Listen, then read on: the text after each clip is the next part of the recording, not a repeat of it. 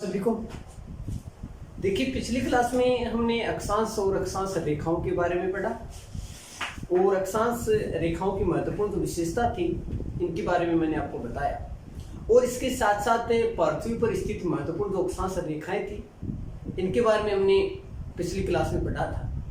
आज इन महत्वपूर्ण अक्षांश रेखाओं के बारे में विस्तार से अध्ययन करेंगे, क्या इनकी महत्वपूर्ण विशेषताएं हैं। तो देखते हैं पृथ्वी पर स्थित महत्वपूर्ण अक्षांश रेखाएं और इनकी विशेषताओं के बारे में। तो आज का हमारा टॉपिक रहेगा महत्वपूर्ण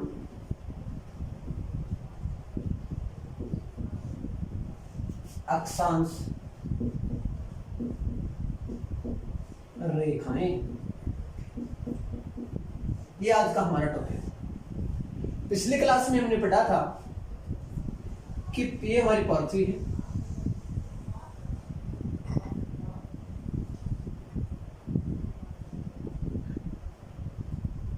और इस पृथ्वी के मध्य से एक रेखा गुजरती है जिसे कहा जाता है 0 डिग्री अक्षांश रेखा अर्थात भूमध्य रेखा। भूमध्य रेखा ये पृथ्वी को दो समान बराबर भागों में बांटती है। ऊपर वाला जो भाग है इसे उत्तरी गोलार्ध कहा जाता है और नीचे वाला जो भाग है भूमध्य रेखा के नीचे वाला जो भाग है इसे दक्षिणी गोलार्ध कहा जाता है। ऊपर वाला जो भाग इसे क्या कहा जाता है? उत्तरी गोलार्ध कहा जाता है और नीचे वाले भाग को दक्षिणी गोलार्ध कहा जाता है।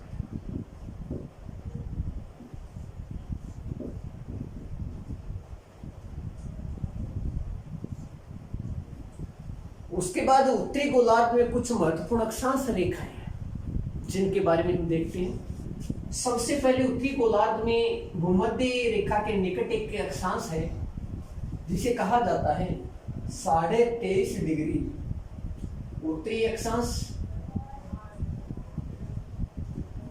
कर्क रेखा।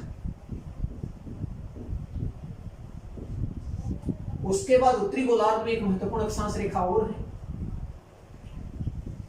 जिसे कहा जाता है 66.5 डिग्री उत्तरी अक्षांश रेखा अर्थात आर्कटिक वर्त।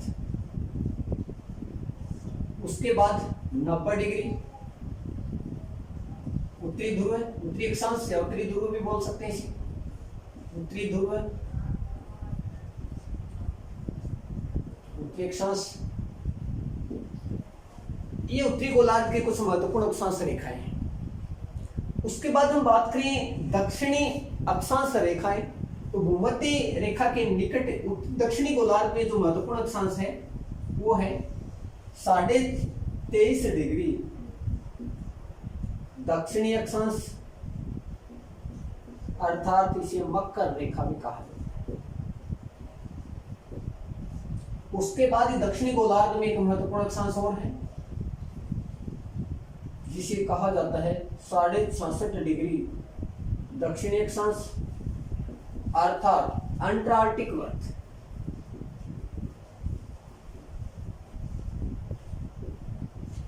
और 90 डिग्री दक्षिण ध्रुव है, दक्षिणी ध्रुव है अर्थात दक्षिणी अक्षांश। ठीक है, ये पृथ्वी पर स्थित महत्वपूर्ण अक्षांश रेखाएं। देखिए एक बार दोबारा से आप, एक तो 0 डिग्री अक्षांश रेखा जिसे भूमध्य रेखा कहा जाता है। उसके बाद उत्तरी गोलार्ध में 23.5 डिग्री उत्तरी अक्षांश कर्क रेखा। उसके बाद 66.5 डिग्री उत्तरी अक्षांश आर्कटिक वर्त और उसके बाद 90 डिग्री उत्तरी ध्रुव है अर्थात उत्तरी अक्षांश।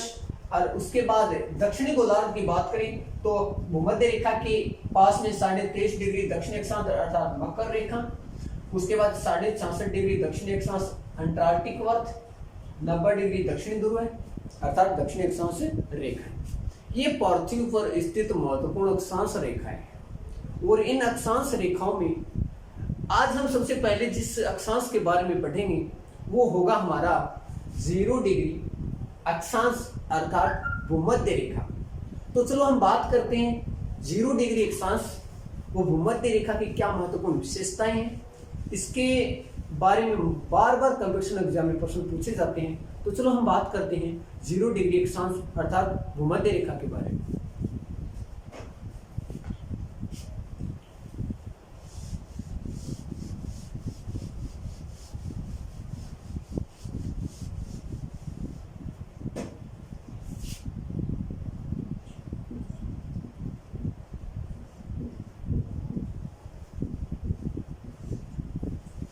ये हमारी पृथ्वी, इस पृथ्वी के मध्य से गुजरने वाली जो रेखा जिसके बारे में हम पढ़ेंगे अब 0 डिग्री अक्षांश अर्थात भूमध्य रेखा। देखिए बिल्कुल बीचों बीच है, बीचों बीच से गुजर रही है। तो इसकी सबसे महत्वपूर्ण विशेषता यहीं से निकाल लेंगे हम। ये जो भूमध्य रेखा है अर्थात 0 डिग्री जो अक्षांश, जो महत्वपूर्ण अक्षांश माना जाता है पृथ्वी पर स्थित महत्वपूर्ण अक्षांश, इसके सबसे महत्वपूर्ण विशेषता यहीं से बना लेंगे एक विशेषता। तो ये क्या कर रही है, बीच से गुजर रही है ना। तो पृथ्वी को बताओ, आप ही बताओ कितने भागों में बांट रही है? 2 बराबर भागों में बांट रही है।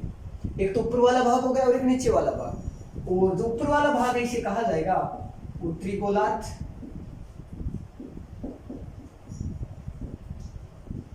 और नीचे वाला जो भाग है इसे कहा जाएगा दक्षिणी गोलार्ध।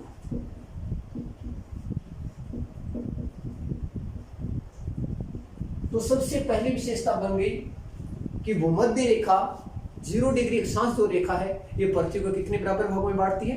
2 बराबर भागों में बांटती है। ये सबसे महत्वपूर्ण विशेषता है। जब भी अगर आपसे प्रश्न पूछा जाए कि पृथ्वी पर स्थित निम्न में से कौन सी ऐसी रेखा है जो पृथ्वी को बराबर 2 भागों में बांटती है, तो हमें उत्तर देना है 0 डिग्री अक्षांश रेखा अर्थात भूमध्य रेखा जो पृथ्वी को 2 बराबर समान भागों में बांटती है, एक तो उत्तरी गोलार्ध और एक दक्षिणी गोलार्ध। तो सबसे महत्वपूर्ण विशेषता तो ये होगी। उसके बाद अगली विशेषता की अगर हम बात करें, भूमध्य रेखा की अगली विशेषता की बात करें तो भूमध्य रेखा पर सूर्य, ये हमारा सूर्य हो गया, ये भूमध्य रेखा पर सीधा लंबवत चमकता है। और ये कब चमकता है आपको याद रखना है, एक तो चमकता है 21 मार्च के दिन और एक बार चमकता है 23 सितंबर के दिन। याद रखना भाई, बार बार आते हैं इस प्रकार के प्रश्न। एक तो भूमध्य रेखा पर, भूमध्य रेखा की बात कर रहा हूं मैं, भूमध्य रेखा पर सूर्य चमकता है 21 मार्च के दिन और एक सीधा चमकता है 23 सितंबर के दिन। जब ये 21 मार्च के दिन भूमध्य रेखा पर सीधा चमकता है, इस घटना को कहा जाता है शरद विषव, सॉरी बसंत विषव, बसंत विषव। और जब ये 23 सितंबर के दिन भूमध्य रेखा पर लंबवत चमकता है ना, तो इस घटना को कहा जाता है शरद विषव, शरद विषव। नोट करना, साथ साथ बार बार इनमें से पूछे जाते हैं प्रश्न, तभी मैं आपको बार बार हाईलाइट करके बता रहा हूं। जब 21 मार्च को सूर्य लंबवत चमकेगा तो इस घटना को बसंत विषव कहा जाएगा, और 23 सितंबर को जब सूर्य लंबवत चमकेगा तो इस घटना को कहा जाएगा शरद विषव कहा जाएगा। तो इस दिन होगा क्या? इस दिन होगा संपूर्ण पृथ्वी पर, संपूर्ण पृथ्वी पर दिन रात की अवधि समान होगी। दिन रात क्या होंगे? बराबर होंगे। दिन रात क्या होंगे? बराबर। अगर रात 12 घंटे की है तो दिन भी कितने घंटे का होगा?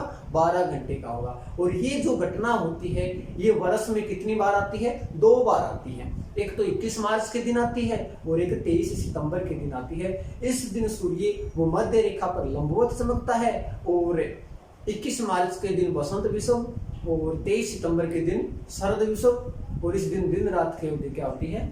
बराबर होती है।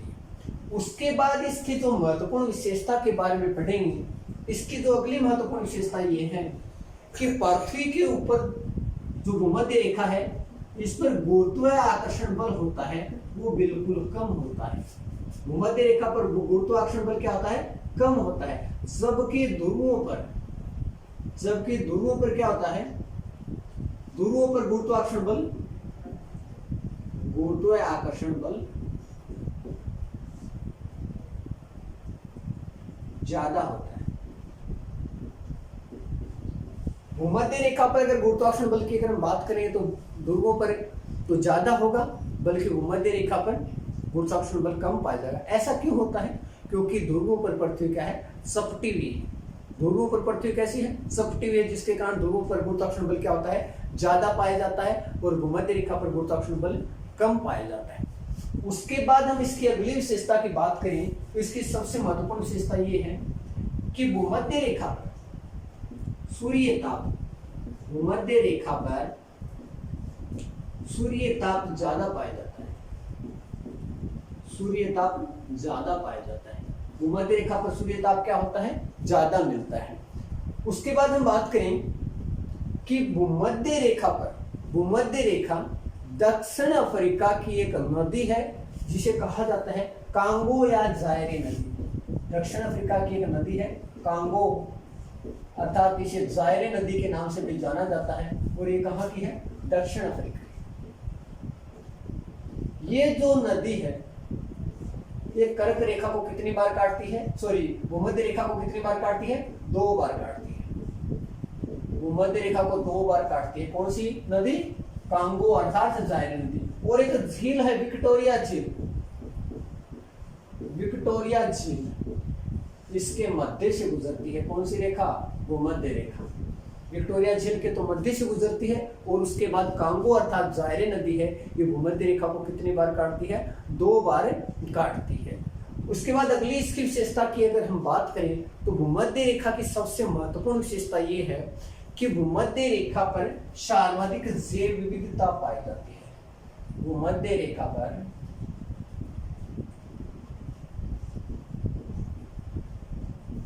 भूमध्य रेखा पर सर्वाधिक जैव विविधता पाई जाती है। सर्वाधिक क्या पाई जाती है? जैव विविधता पाई जाती है। ये भूमध्य रेखा की कुछ महत्वपूर्ण विशेषताएं हैं जिनके बाद में कंपटीशन एग्जाम में बार बार पूछा जाता है। उसके बाद हम बात करेंगे, हमने पिछली क्लास में पढ़ा था कि 2 अक्षांशों के मध्य जो दूरी होती है वो 111 किलोमीटर की दूरी होती है। 2 अक्षांशों के मध्य की जो दूरी होती है वो कितनी होती है? 111 किलोमीटर।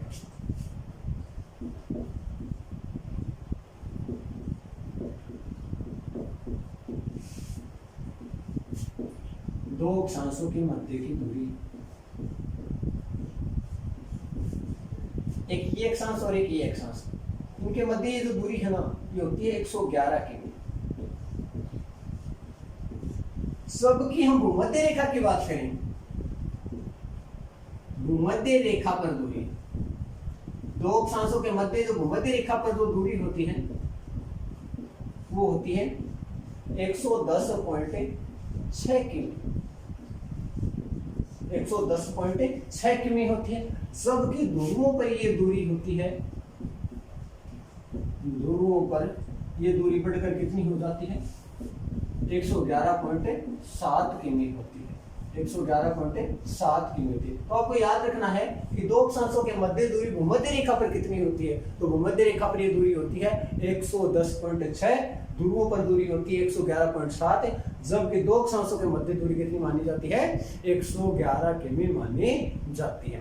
तो ये जो हमने पढ़ा महत्वपूर्ण अक्षांश जो हमारा था, कौन सा था? भूमध्य रेखा के बारे में। अब अगला जो हमारी अक्षांश रेखा, महत्वपूर्ण अक्षांश रेखा है कर्क रेखा, उसके बारे में पढ़ते हैं।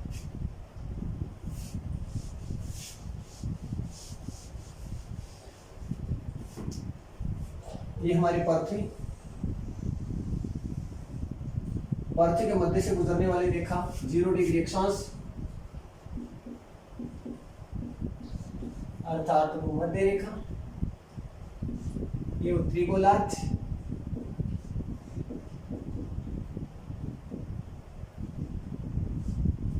ये दक्षिणी गोलार्ध,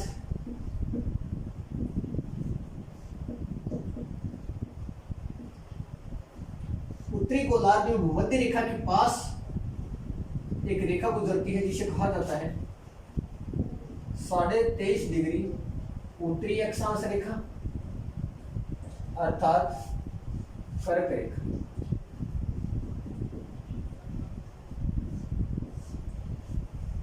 इस कर्क रेखा के बारे में पढ़ेंगे। देखिए क्या होता है कि सूर्य है ये कर्क रेखा के ऊपर बिल्कुल लंबवत चमकेगा, और ये जो घटना होगी ये होगी 21 जून की। 21 जून के दिन क्या होता है कि सूर्य सीधा चमकता है, कहाँ, कर्क रेखा पर चमकता है। तो इस दिन क्या होगा, उत्तरी गोलार्ध में कर्क रेखा है, आप सभी को पता है कि कौन से गोलार्ध में है, उत्तरी गोलार्ध में है, उत्तरी गोलार्ध में है कर्क रेखा। तो उत्तरी गोलार्ध में ग्रीष्म ऋतु होगी, ग्रीष्म तो ऋतु होगी, ग्रीष्म ऋतु होगी, ठीक है। और उत्तरी गोलार्ध में दिन बड़ा होगा, दिन क्या होगा, बड़ा, और रात होगी छोटी, रात क्या होगी, छोटी। उसके बाद दक्षिणी गोलार्ध में क्या होगा, इसके विपरीत होगा, रात तो होगी बड़ी, रात होगी बड़ी, दिन होगा छोटा, दिन क्या होगा, छोटा। और ऋतु कौन सी होगी, शीत ऋतु होगी। ये कौन से गोलार्ध में होगा, दक्षिणी गोलार्ध में होगा, रात बड़ी दिन छोटा और शीत ऋतु होगा। ये कहां पर पाया जाएगा, ऐसा दक्षिणी गोलार्ध में पाया जाएगा। उसके बाद हम बात करेंगे अगली जो इसकी महत्वपूर्ण जो विशेषता है, किसकी, कर्क रेखा की। तो कर्क रेखा की अगली सबसे महत्वपूर्ण विशेषता ये है कि नदी है माही नदी। कौन सी नदी, माही नदी। माही नदी कर्क रेखा को, माही नदी कर्क रेखा को 2 बार काटती है। कितनी बार काटती है, 2 बार काटती है। कौन सी नदी, माही नदी कर्क रेखा को कितनी बार काटती है, 2 बार काटती है। ये कर्क रेखा की कुछ महत्वपूर्ण विशेषताएं हैं। उसके बाद हम बात करेंगे, कर्क रेखा है ये भारत के 8 राज्यों से होकर गुजरती है। कर्क रेखा भारत के 8 राज्यों से होकर गुजरती है। तो 8 राज्य कौन कौन से हैं, उनके बारे में हम पढ़ेंगे।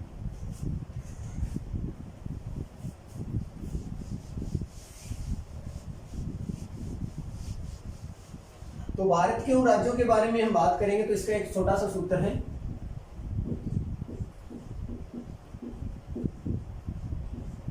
राम झाके 6 बग्गू मित्र, ये आपको याद रखना है। रा से राजस्थान,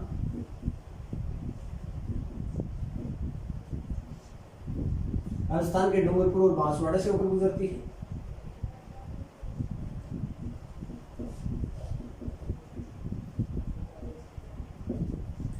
उसके बाद में महाराष्ट्र,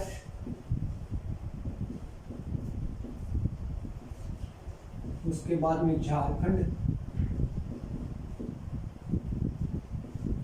उसके बाद में छत्तीसगढ़,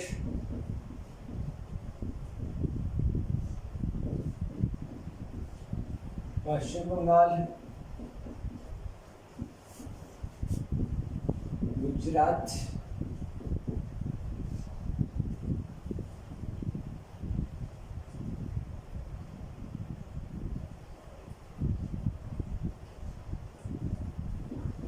मिजोरम,